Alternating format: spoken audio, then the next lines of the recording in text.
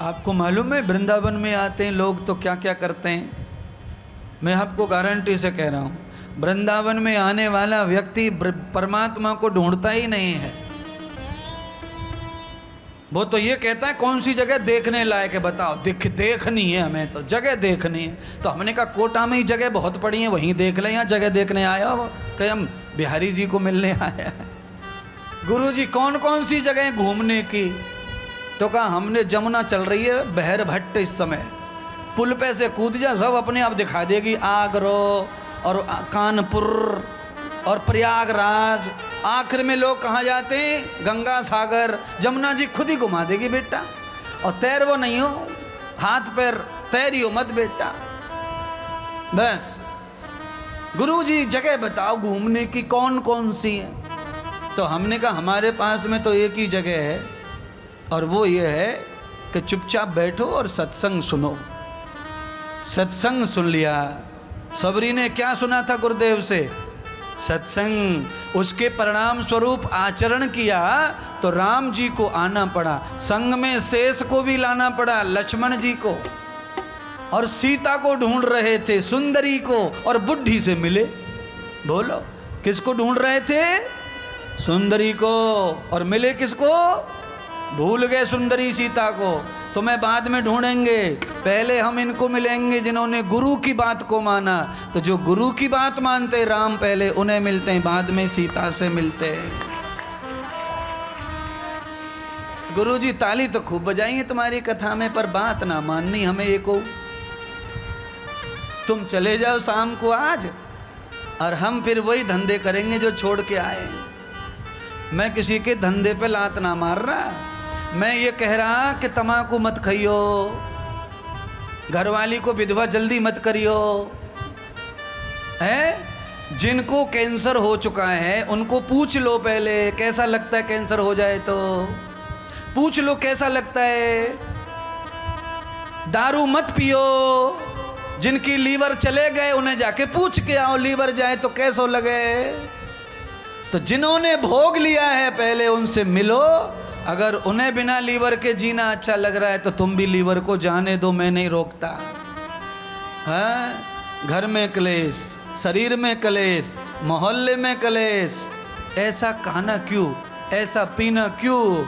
इसीलिए महात्मा समझाना चाहते हैं भ्रात्यों, और ये बताना चाहती है कथा कि भगवान जैसे ही अपनी राजधानी में खड़े हो गए, द्वारका नाथ बन गए, तभी अमरावती से चिट्ठी पहुंच गई, हे प्रभु मुझे ले जाओ, नहीं तो मैं बर्बाद हो जाऊंगी, मुझे राक्षस ब्याह के ले जाएंगे। रुक्मिणी के भाई ने अपने मित्र से विवाह कर दिया, रुक्मिणी का फिक्स। पूछा तक नहीं बहन जी को, बड़ो भैयाओ। और रुक्मिणी तो जन्म जन्म भगवान की अर्धांगिनी है, वो राक्षस के साथ कैसे जाएंगी? पत्र परमात्मा ने पढ़ा और सीधा अपने सारथी को कहा रथ जोड़ो। रथ जोड़ के सारथी सीधा भगवान को अमरावती लेके आ गया, नागपुर के पास महाराष्ट्र में। भीष्मक राजा विदर्भ की पुत्री रथ में बैठ गई, ले आए द्वारका परमात्मा। द्वारका में 1 हफ्ता रखा, चालू हो गई बातें। भगवान को भी ना छोड़ा राधे श्याम, द्वारका में बातें चालू हो गई। जो भगवान के इर्द गिर्द रहते थे वही बतराने लग गए, घुसड़ू घुसड़ू। भगवान के अगल बगल रहने वाले द्वारपाल वगैरह वगैरह चालू पड़ गए। देख लो, वैसे भगवान बनते ही कहोगे झोई उठा लाए। ये देख लो महाराज, क्योंकि थोड़ी मैं ब्रज में बोलूं भाषा बना के तो तुम्हें अच्छी लगे, तो इसलिए मैं ब्रज में ही थोड़ी बोल दूं। और ध्यान कर लियो, जिनको तुम अपना माने वही ठीक रहा फोड़े सबसे पहले तुम्हारी बुराई को। हम तो अपनी आँखिनते देख के आए, आँखिनते। अच्छा बोलो, कोटा में कोई पल्ले कॉलोनी में रहेगा वो कैसे आँखिन से देखेगा? वो तो सुनी सुनाई कहेगा। जो तुम्हारे इर्द गिर्द रहते हैं, जो तुम्हारे अपने हैं, वही आँखिन से देखें और वही पोल खोलें, वही तुम्हें जंजल में डालें, दलदल में डालें, बदनामी में डालें। महाराज और उनकी बात पे लोग भरोसा भी कर लेते हैं क्योंकि वो नज़दीक वाले हैं। बलराम जी ने सुनी, कृष्ण को अकेले में बुलाकर कहा, देखो कृष्ण, ये तो चलेगी ना, या तो या लड़की से ब्याह करो या राखी बंधवाओ। मैं बदनामी सहन नहीं कर सकता। पूरे गांव में बदनामी शुरू हो गई, 8 दिन हुए अभी तो। तू तो इज्जत बचा के लाया बेचारी की, और ये दुनियादारी को थोड़ी पता है कि तू इज्जत बचा के लाया। इनको तो ये पता है कि मोटरसाइकिल पे जा रहे हैं दोनों। तो ये लोगों की आंखों में गणित बहुत बुरा है। अच्छा, कभी कभी तो बहन भैया को भी ये अफेयर मान लेते हैं कि प्रेमी जोड़ा जा रहा, प्रेमी जोड़ा। हाँ, आंखों में ऐसा चश्मा लग गया है कलयुग का कि क्या कहना महाराज। इसीलिए हर महीने में 7 दिन सत्संग चाहिए, ऐसा ही जो नीचे से ऊपर तक ऑपरेशन कर दे पूरा शरीर का, जिंदगी का, खोपड़ी का, चित्त का, चरित्र का।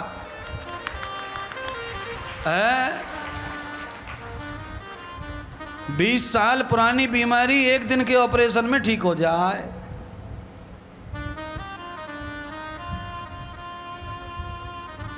तो हर महीने 7 दिन दो मुझको।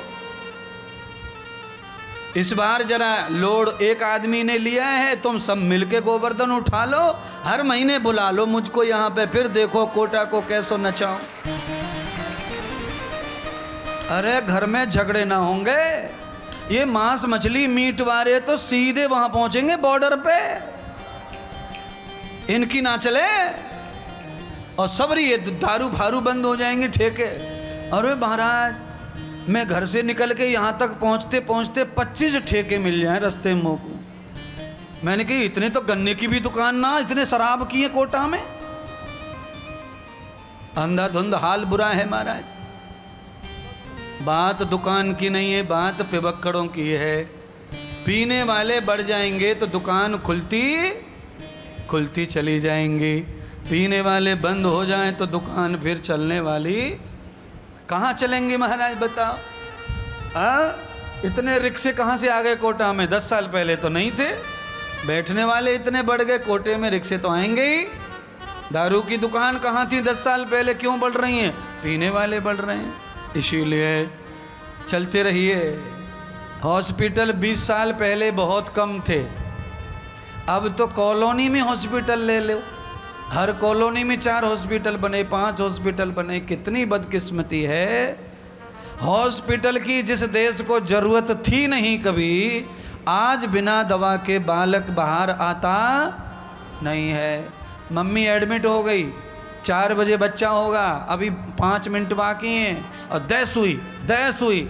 औरत में इतने इंजेक्शन डाल देते हैं कि बच्चा बाहर निकलता है तो उसे पेटी लगती है कांच की, क्योंकि दवा का असर बच्चे पे पड़ता है पेट में। वो वहाँ से मूर्छित होके आता है, उसको सांस लेना बंद हो जाता है। तो डॉक्टर फिर 3-4 दिन पेटी में धर के नोट कमावे फ्री को। समझे? अब कलयुग है, मैं कुछ नहीं कह सकता।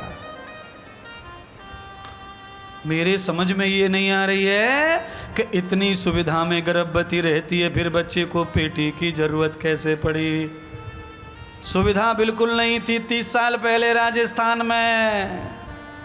देसी खानो, देसी रहनो, मोटो खानो, मोटो पहनो, और 12-12, 14-14 है गए, और पतो ना चलो कब है गए लाली के। अम्मा जो की थी जवान बनी है, ऐसे ऐसे हाथ पाम ऐसी पिंडरी, और 14 निकाल दिए छोरी ने। बताओ, न थकी न लटी।